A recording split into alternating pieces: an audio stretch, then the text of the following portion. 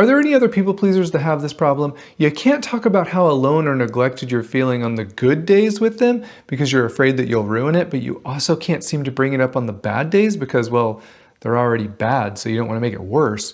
So you just convince yourself that maybe it's not a big deal, but then you also have this crippling resentment that won't seem to go away. So eventually one of two things happens. One, you never bring it up, but then they leave the butter knife on the counter instead of putting it into the dishwasher, and you say something passive aggressive like, I guess everything is my responsibility, and they dismiss and invalidate you, and you explode on them with the fury of 10 angry men, completely blindsiding them.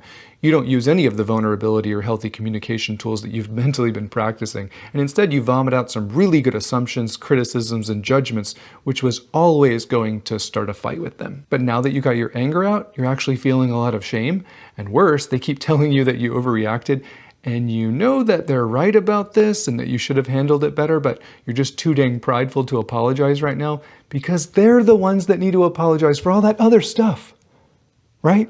Or two, you do find the courage to bring it up in a vulnerable and honest way, taking responsibility for your feelings and making sure you're sensitive to their triggers, but also holding firm to what you need and making requests instead of demands. And they respond with something along the line of, your feelings aren't my problem. I'm sorry, what? So what do? We do the only thing that we can do. We learn to speak up for ourselves. You deserve to say anything that's important to you to your partner. Now, of course, that doesn't mean that I should be a negative Ned all the time. Great relationships mutually, intentionally prioritize appreciation and admiration and affection and respect.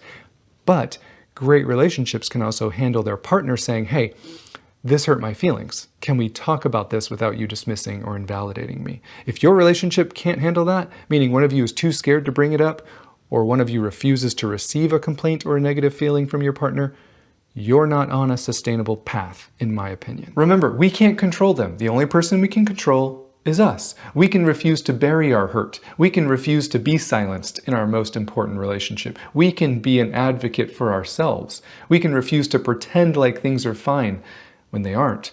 We can learn how to express feelings in a healthy way.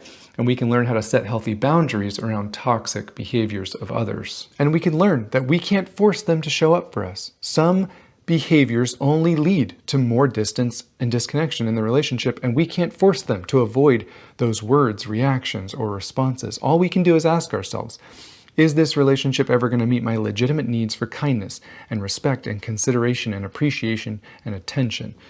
If the answer is no, we can still stay in it for a variety of reasons that people do, but the one thing we can't do is be shocked when we feel alone or emotionally disconnected, because to avoid that always requires two willing partners.